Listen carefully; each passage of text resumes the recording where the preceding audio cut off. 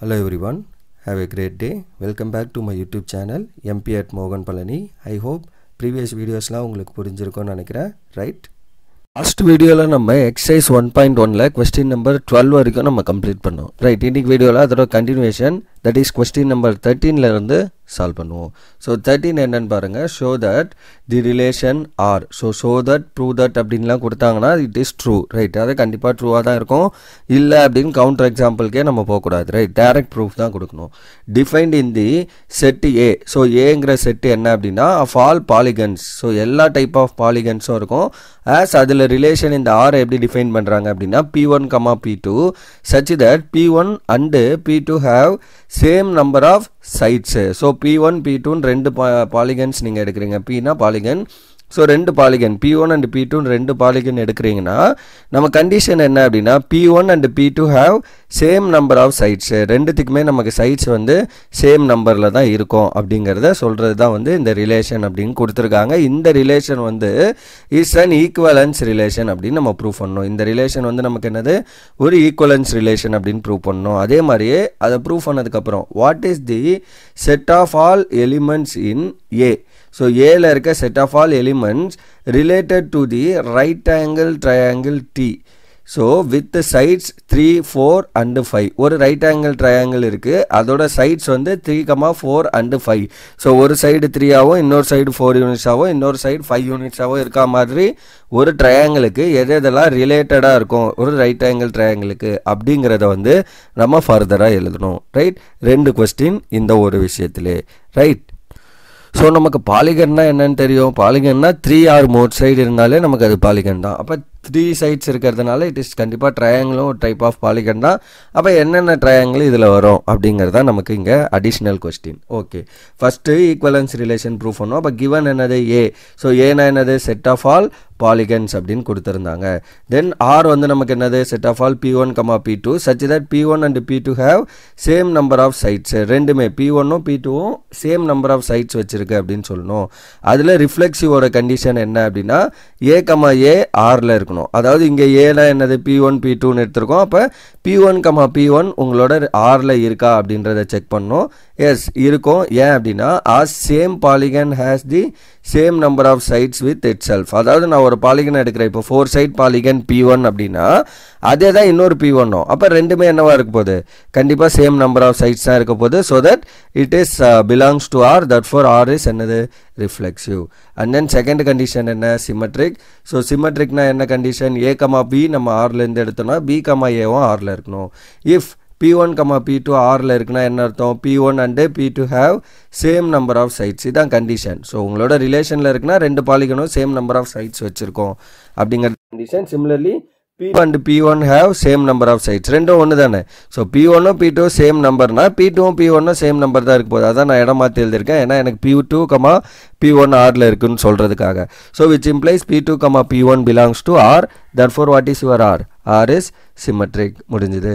Then third one என்ன, transitive. So transitive condition நமக்கு என்ன, A, B நீங்கள் ஆரில் இருந்து எடுக்கிறீங்க அப்படின்னா B, A ஆரில் இருந்து எடுக்கிறீங்க அப்படின்னா A, C, ரைட்? சரி, A, B, B, C ஆரில் இருந்து எடுத்தீங்கன்னா A, C ஆரில் இருக்கணும். அப்போ P1, P2 நீங்கள் ஆரில் இருந்து எடுக்கிறீங்க அப்படின்னா P1 and P2 have same number of sides. இதை நான் ஈக்குவேஷன் நம்பர் 1 அப்படின்னு வச்சுக்கிறேன், ரைட்? ஸோ அடுத்தது P2, P3, அதாவது இது AB, BC. So P2, P3 வந்து ஆரில் இருக்குன்னா என்ன அர்த்தம், P2 and P3 have same number of sides. ரெண்டுத்துக்கும் சைட்ஸ் வந்து நமக்கு சேம் நம்பரில் இருக்கும் அப்படிங்கிறது கண்டிஷன். இப்போ ஃப்ரம் 1 and 2ல நம்ம என்ன சொல்லலாம், P1ம் P2ம் சேம் நம்பர் ஆஃப் சைட்ஸு. இந்த P2, P3ன்னு இன்னொரு பாலிகனுக்கு சேம் நம்பர் ஆஃப் சைட்ஸாக இருக்குன்னா P1ம் P3யும் ஈக்குவல். ஸோ அப்போ ஃப்ரம் 1 and 2 நம்ம என்ன சொல்லிடலாம், P1 and P3 have same number of sides. ரெண்டுத்துக்குமே நமக்கு சேம் நம்பர் ஆஃப் சைட்ஸ் இருக்குது அப்படிங்கிறது தான் condition. So that P1, P3 belongs to R. So அப்போ என்ன சொல்லிடலாம், அதாவது A, C belongs to R condition வந்துச்சு. therefore your R is what, transitive. So அப்போ R டிரான்சிட்டிவாகவும் இருக்குது. Hence R reflexive, symmetric, transitive மூணும் இருக்கிறதால your R is an equivalence relation. So இதுதான் உங்களோட R. ஓகே, தென் ஃபர்தராக என்ன ப்ரூஃப் பண்ணோம், the elements in set A related to the right angled triangle T. என்ன அதோட சைட்ஸு சொல்லியிருந்தாங்க, with sides 3, 4 and 5 units are என்ன அப்படின்னா தோஸ் பாலிகன்ஸ் வித் 3 சைட்ஸ். அப்போ இந்த ட்ரையாங்கிள் கூட ரிலேட் ஆக போகிறதுனா என்னவா இருக்க போகுது, இன்னொன்று ட்ரையாங்கிளாக தான் இருக்கணும். ஏன்னா ட்ரையாங்கிளுங்கிறப்ப நமக்கு 3 சைட்ஸ் தான் இருக்கும். அப்போ அந்த பாலிகன் கூட இந்த ட்ரையாங்கிள் கூட நம்ம given polygon set of all பாலிகனில் எதெல்லாம் ரிலேட்டடாக இருக்குன்னா எதுக்கெல்லாம் 3 சைட்ஸ் இருக்கோ அதெல்லாம் ரிலேட்டடாக இருக்க போகுது. அப்போ வித் 3 சைட்ஸ் அப்படிங்கிறத சொல்கிறேன். Since T is a polygon with 3 sides. அப்போ polygon with 3 sides னா நமக்கு என்னது அது triangle. Therefore the set of all elements in A related to triangle T is the set of all triangles மட்டும்தான். ஏன்னா 3 sides polygonனா என்ன அர்த்தம், triangle மட்டும்தான் நமக்கு 3 side polygonா இருக்கும். அப்போ அவங்க கொடுத்துருக்க அந்த ட்ரையாங்கிளுக்கு ரிலேட்டடாக இருக்க போகிறது என்னது செட் ஆஃப் ஆல் ட்ரையாங்கிள்ஸ் எது என்ன இருக்கலாம். ஏன்னா சேம் நம்பர் ஆஃப் சைட்ஸ்ன்றது தான் கண்டிஷன் நமக்கு. அது ரைட் ஆங்கிள் ட்ரையாங்கிளாக இருக்கணும், குவாட்ரிலேட்ரலாக இருக்கணும், ஈக்குவலேட்ரல் ட்ரையாங்கிளாக இருக்கணும், ரைட். ஸோ இந்த மாதிரி கண்டிஷன்லாம் நமக்கு இல்லை. ஜஸ்ட் என்ன சேம் நம்பர் ஆஃப் சைட்ஸ் இருக்கணும் ரெண்டு பாலிகனுக்கும். ஸோ அவங்க கொடுத்தது 3 சைட்ஸ் வச்சுருக்க ஒரு ரைட் ட்ரையாங்கிள். அப்போ அதுக்கு எதெல்லாம் ரிலேட்டடாக இருக்குன்னா செட் ஆஃப் ஆல் ட்ரையாங்கிள். ஏன்னா எல்லா ட்ரையாங்கிளுக்கும் நமக்கு 3 சைட்ஸ் தான் இருக்கும். That's all for that 13th question. Okay, then 14th என்ன, let L be the set of all lines in xy plane. So x axis y axis மட்டும் இருக்கு. அப்போ 2 dimensional planeல இருக்க ஒரு லைன் தான் வந்து L. அதில் R வந்து செட் ஆஃப் ஆல் லைன்ஸ். அப்போ அது என்ன வேணால் லைன்ஸாக இருக்கலாம், பேரலல் லைனாக இருக்கலாம், பர்பண்டிகுலர் லைனாக இருக்கலாம், இன்டர்செக்டிங், கோயின்சைடு, அந்த மாதிரி நிறைய இருக்குல்ல. அது எல்லாத்தையும் கலெக்ட் பண்ணுறது தான் இந்த capital L set of all lines XY பிளேனில் இருக்கிறது. R be the relation in L. அந்த R எப்படி டிஃபைன் பண்ணுறாங்க அப்படின்னா R is nothing but set of all L1, L2 such that L1 is parallel to L2. So L1 L2 எப்படி இருக்குது பேரலாக. இதே மாதிரி நம்ம எக்ஸாம்பிளில் ஒரு கொஸ்டின் பார்த்தோம், அங்கே பர்பண்டிகுலர் கண்டிஷன் பார்த்துருப்போம். இங்கே பேரலல் L1 L2 பேரலாக இருக்குது. அப்போ இதில் வந்து show that R is an equivalence relation. அப்போ இந்த R வந்து நமக்கு என்ன equivalence relation ப்ரூவ் பண்ணணும். அண்ட் தென் ஃபர்தராக இன்னொரு கொஸ்டின் என்ன அப்படின்னா find the set of all lines related to the line. So எந்த லைன் அப்படின்னா y equal to 2x plus 4. So இந்த மாதிரி ஒரு ஸ்ட்ரெயிட் லைனோட ஈக்குவேஷன் என்ன, y equal to mx plus c.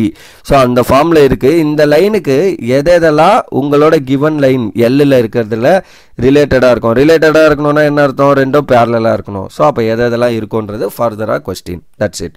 So அப்போ ஃபஸ்ட்டு ஈக்குவலன்ஸ் ரிலேஷன் ப்ரூவ் பண்ணுவோம். அப்போ given என்னது, L be the set of all lines in XY plane given எழுதியாச்சு.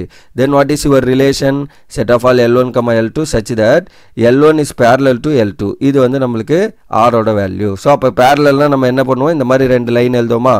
So பர்பண்டிகுலர்னா இப்படி லைன் போட்டு ஸோ இப்படி போடுவோம், பேரலல்னா ரெண்டு லைன் ஸோ இந்த மாதிரி போடுவோம். So L1 is parallel to L2. இல்லைனா நீங்கள் இப்படியே வார்த்தையிலேயே கூட எழுதிக்கோங்க, நோ ப்ராப்ளம். அதாவது உங்களோட ரிலேஷனில் ரெண்டு லைன் L1 L2 இருக்குன்னா அது ரெண்டும் பேரலாக இருக்கணும், அதுதான் கண்டிஷன். சரி, இப்போ ரிஃப்ளெக்சிவ் ப்ரூவ் பண்ணுவோம். ஸோ ரிஃப்ளெக்சிவ் என்ன, L1, L1 Rல இருக்கா அப்படின்னு பார்க்கணும். கிளியர்லி இருக்கும். ஏன்னா எந்த ஒரு லைனோ அதுக்கு அதுவே கண்டிப்பாக என்னவா இருக்கும், பேரலாக இருக்கும். As the line L1 is parallel to itself. So L1 ஒரு லைன் இருக்குது, அதை தூக்கி இன்னொரு காப்பி பண்ணி சைடில் போட்டோன்னா it is parallel. So every line is parallel to itself. So R is reflexive. Then second condition என்ன, சிமெட்ரிக்காக இருக்கா அப்படின்னு செக் பண்ணோம். ஸோ சிமெட்ரிக்னா என்ன, A, B எடுத்திங்கன்னா B, A இருக்கான்னு பார்க்கணும். அப்போ L1, L2 பிலாங்ஸ் டு Rனா என்ன அர்த்தம், L1 is parallel to L2 அப்படிங்கிறது கண்டிஷன். அப்போ L1ன்னு ஒரு லைனு இப்படி இருக்குது, அது L2க்கு பேரலாக இருக்குது அப்படின்னா இந்த L2 என்ன L1க்கு பேரலல் தான். ஸோ அதுதான் நான் இங்கே எழுதியிருக்கேன். So L2 is parallel to L1. So அப்போ இதுவும் ட்ரூ.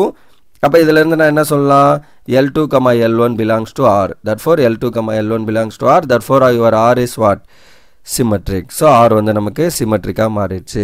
தென் தேர்ட் கண்டிஷன் என்ன, டிரான்சிட்டிவ். டிரான்சிட்டிவ்னா என்ன அர்த்தம், 3, அதாவது A, B எடுக்கிறோம், B, C எடுக்கிறோன்னா A, C Rல இருக்கணும். அப்போ L1, L2 நீங்கள் Rலேருந்து எடுத்தீங்க அப்படின்னா L1 is parallel to L2 1ன்னு வச்சுக்கிறேன். சிமிலர்லி L2, L3 Rலேருந்து எடுக்கிறீங்கன்னா L2 is parallel to L3 அப்படின்னு நான் எடுக்கிறேன். இந்த ரெண்டு கண்டிஷன். அப்போ 3 விஷயம் வருது பாருங்கள். இங்கே 1ல் வந்து L1ன்னு ஒரு லைன், L2ன்னு ஒரு லைன், இது ரெண்டும் பேரலல். அடுத்து L2ன்னு ஒரு லைன், இங்கே L3ன்னு ஒரு லைன், இது ரெண்டும் பேரலாக இருக்குது அப்படின்னா அப்போ அல்டிமேட்லி என்னது, இந்த L1 L3 என்னவா இருக்கும், பேரலில் தான் இருக்க போகுது. ஸோ அதுதான் நம்ம கண்டிஷன். அப்போ ஃப்ரம் 1 and 2 நம்ம என்ன சொல்லிடலாம், இந்த 1ல் இது ரெண்டும் பேரலல், 2ல இது ரெண்டும் parallel L2 L3 அப்போ இதில் இருந்து நம்ம என்ன சொல்லிடலாம் L1 is parallel to L3 அப்போ L1 and L3 belongs to your R that is your relation therefore R is transitive so அப்போ R transitive வந்ததால hence R is an equivalence relation so அப்போ R வந்து நமக்கு equivalence relation மாறிடுச்சு right so further என்ன கேள்வி கேட்டிருந்தாங்க so further ஒரு லைன் parallel இருக்கணும் அதாவது y equal to mx plus c அந்த 2x plus 4 க்கு எது எதெல்லாம் ரிலேட்டடாக இருக்குன்றது அடுத்த கேள்வி அப்போ the set of all lines related to the line y equal to 2x plus 4 என்ன அப்படிங்கிறது கேள்வி is the set of all lines that are parallel to this line அதான நம்மளோட ரிலேஷனில் இருக்கிறது ஸோ ரெண்டு லைன் ரிலேட்டட்னா என்ன அர்த்தம் அது ரெண்டும் பேரலாக இருக்கணும்